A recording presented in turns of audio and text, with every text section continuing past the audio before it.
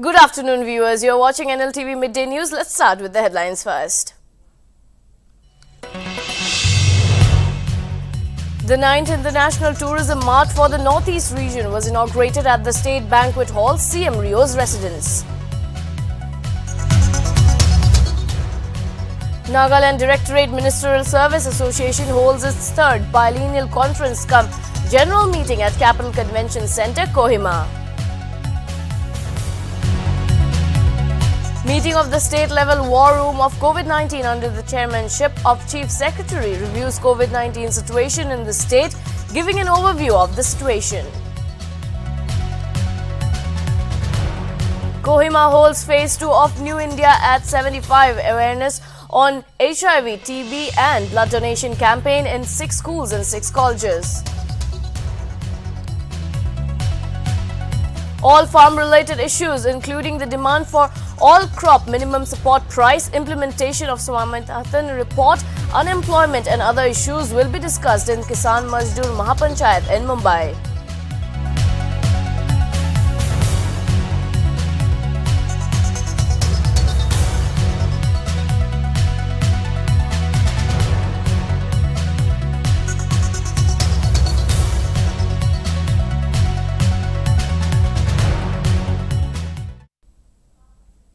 Let's go through the news in detail now. The inauguration of the 9th International Tourism Mart for the Northeast region was done on Saturday, that is on the 27th of November, at the State Banquet Hall, CM's residence. It is a 3-day event starting from 27th to 29th of November. The event is being organized by the Government of Nagaland in collaboration with the Government of India as a part of the Azadi Ka Amrit Mahotsav. The welcome speech was said by H.K.H.V. Yamtomi, MLA and Advisor Tourism Government of Nagaland. Arvind Singh, Secretary, Ministry of Tourism, Government of India, welcomed the students present for the event across the country. Ajay Bhatt, Minister of State for Tourism and Defence, Government of India, in his Hindi addressed the crowd. Following that, 6 p.m, a press conference was held at the CM Residential Conference Hall, Kohima. CM Rio said that this is the first time that Nagaland is hosting the Tourism Mart, and thus he is proud and happy that it has finally reached the beautiful city of Kohima. The 3-day event will be attended by over 300 delegates, including government officials, industry stakeholders and local participants.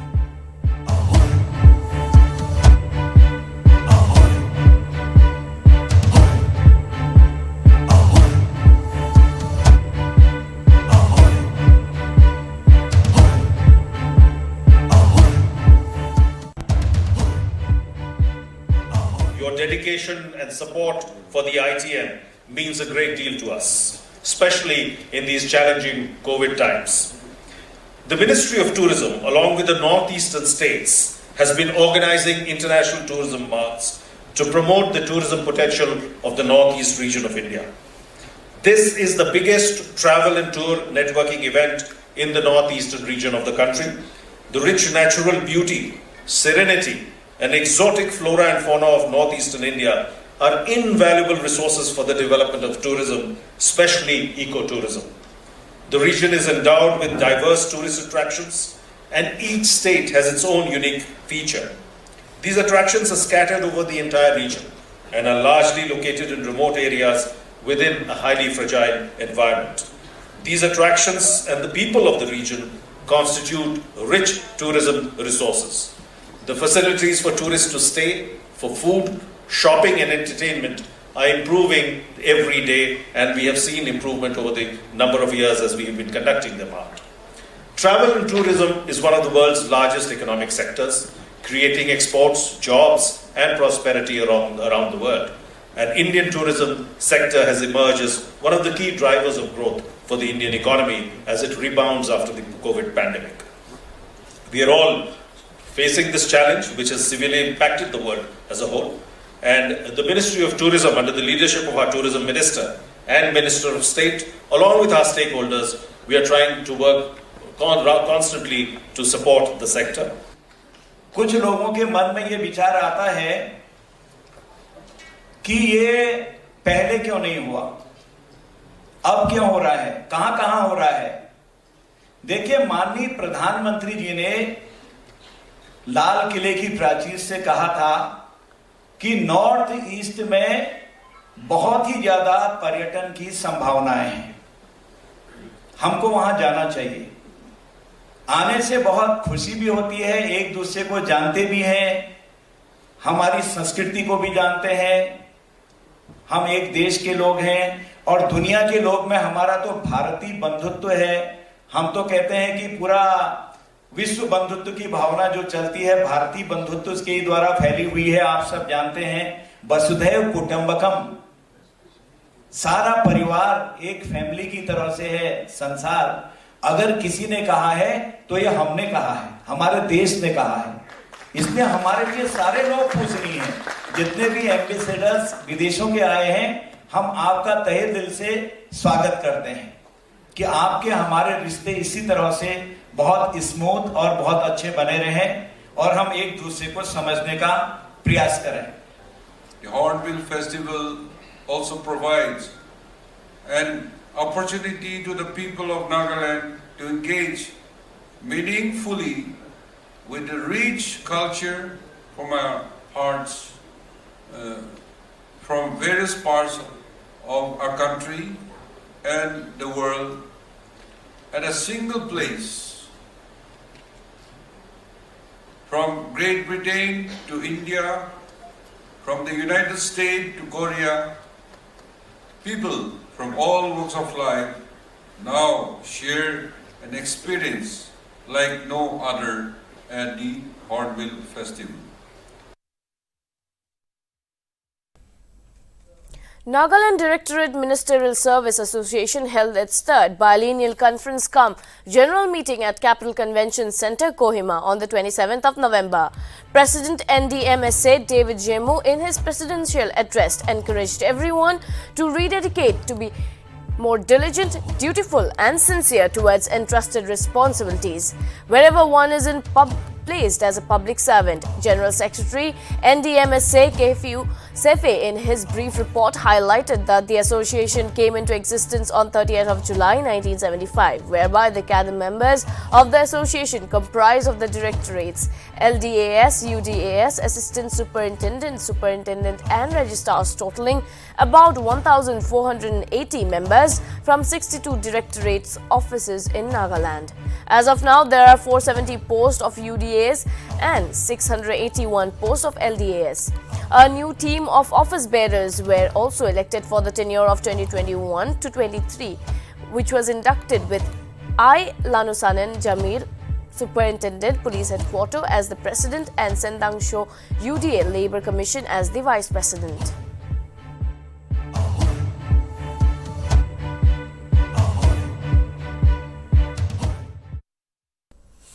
The Phase 2 of India at 75 awareness on HIV, TB and blood donation campaign was carried out in 6 schools and 6 colleges under Kohima district. The awareness campaign concluded with Modern College Kohima on 26th November with resource persons Dr. Akaba Jamir, DTO Kohima, Ainato Yapto, Deputy Director NSACS and President DV Dak and Sengtimongla Tijur DPO Tapchu.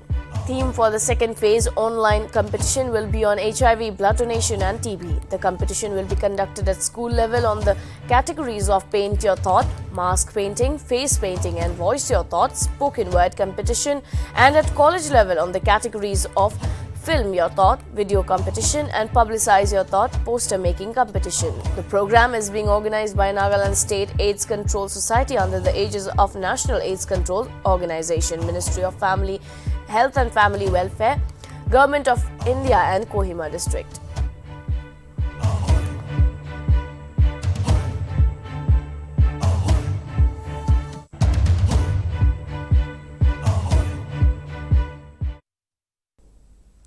Indian Railways is constructing the world's tallest bridge in Manipur, which is a part of 111-kilometer long Jiribam-Imphal Railway project. The ambitious project in Manipur is part of the 111-kilometer long Jiribam-Imphal Railway line to connect the capital of Manipur with the broad gauge network of the country.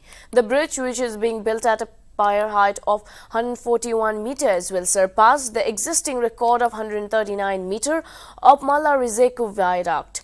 Montenegro in Europe. Sandeep Sharma, chief engineer of the project, said that work on the bridge will be completed by December 2023 and the first phase, which extends for 12 km, has already been commissioned. According to the chief engineer, the total cost of the bridge is anticipated to be around rupees 374 crores.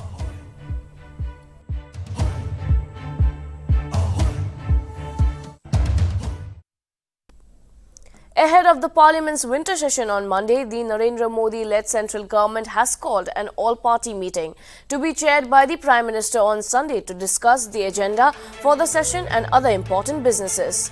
Vice President M. Venkaiah Naidu, who is also the chairman of the Upper House of Parliament, has convened a meeting of Rajya Sabha floor leaders in the evening to discuss the proceedings of the winter session. Such meetings are often convened to ensure smooth functioning of the House ahead of the commencement of the actual Parliament session. Opening day proceedings of the 7th session of the 17th Lok Sabha will be quite significant politically this time, since the central government is set to introduce the Farm Laws Repeal Bill 2021.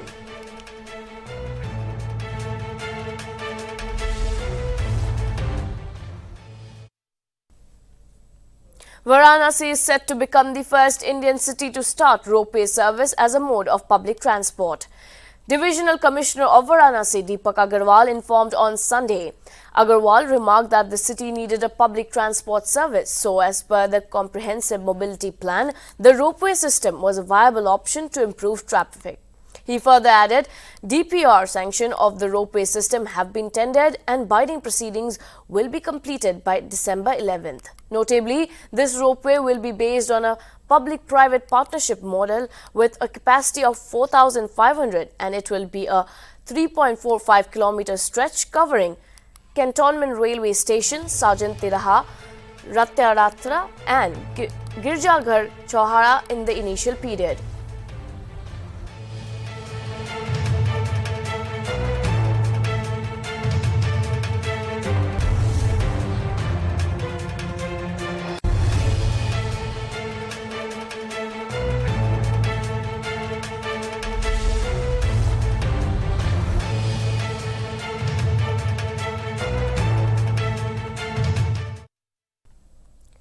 Minister of State for Defence Ajay Bhatt arrived in Dimapur on the 27th of November for a two-day visit to review the security situation and the operational preparedness. The minister was briefed by senior military leaders on the operational readiness along northern borders as well as ongoing counter-insurgency operations in the northeastern states in Rangapahar Military Station and Kohima Garrison on 27th of November 2021.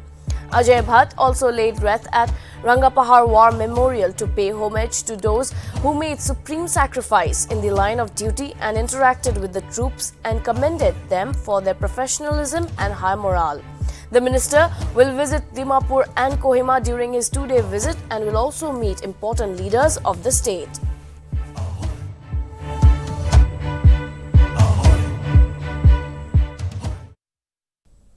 Bharatiya Janata Party MP and former Indian cricketer Gautam Gambhir allegedly received a death threat letter from ISS Kashmir on Sunday. Officials of the Delhi police familiar with the development said this was the third such threat that the BJP leader received, 4 days after the terrorist group allegedly sent two letters within a gap of few hours. The senior officials of Delhi police said that the complaint has been marked to the cyber cell of the special cell to know the source of the mail. The fresh threat from ISS Kashmir came days after two threatening emails, following which security outside his home has been beefed up.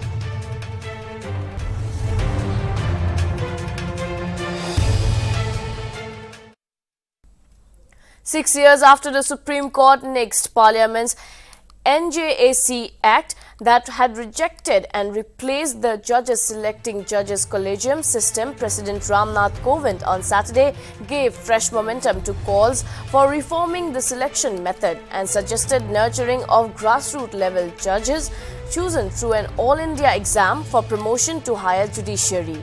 Kovind said reforms in the judge selection process is a pertinent issue which should be attempted without diluting the independence of judiciary. He said this during his speech at the valedictory function of the Constitution Day celebration at Vigyan Bhavan.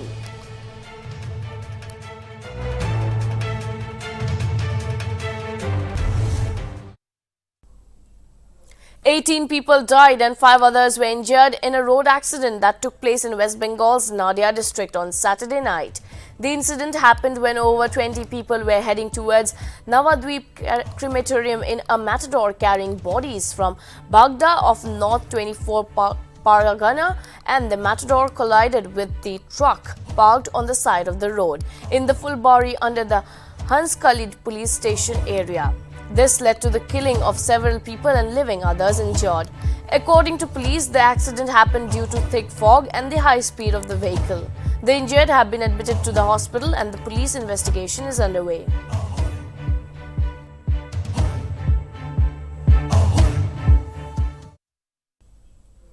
Congress General Secretary Priyanka Gandhi Vadra on Saturday demanded Central Bureau of Investigation probe into the alleged murder of a 14-year-old boy in Banda, Uttar Pradesh. Vadra accused the state government of giving political patronage to the criminals. Vadra further tweeted that the judicial system of UP is coming to an end.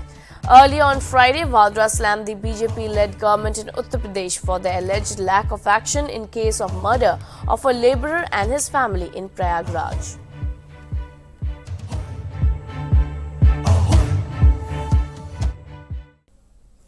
In the light of growing concerns regarding the new COVID variant first detected in South Africa, Prime Minister Narendra Modi has asked officials to review the lifting of international travel restriction. A day earlier, the Ministry of Civil Aviation announced the resumption of international scheduled commercial flights from December 15th. After a 21-month gap, the PM held a meeting on Saturday morning with top health ministry officials where he had briefed on the new variant Omicron and its characteristics, its impact in other countries and its implication for India. In a statement, the PMO said, Modi highlighted the need to monitor all international arrivals with focus on countries identified as at risk.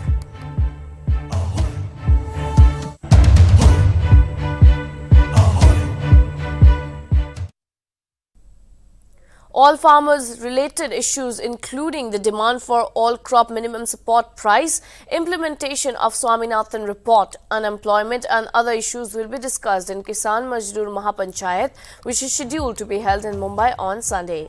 Bharatiya Kisan Union leader Rakesh Tikayat said that the Mahapanchayat will be held at Azad Maidan in Mumbai. It will be hosted by over 100 organizations under the banner of Samyukta Shetkari Kamgra Morcha and will be addressed by Samyukta Kisan Morcha leaders. Earlier on Saturday, the farm unions had suspended the scheduled tractor rally to Parliament, which was supposed to be held on 29th of November, saying that they will first wait for the promised repeal of the 3 farm laws to be implemented.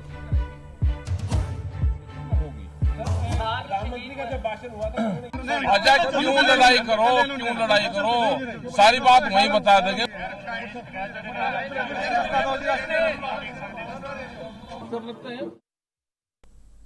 Barbados is about to break ties with the British monarchy, but the legacy of its sometimes brutal colonial past and the pandemic's impact on tourism pose major challenges for the Caribbean island as it becomes the world's newest republic.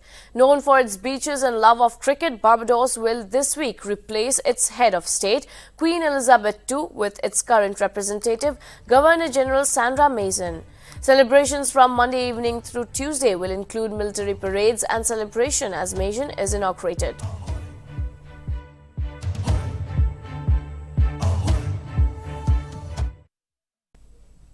Well, that is all for now. This is Gargi Rekha signing off. Keep watching Nagaland TV.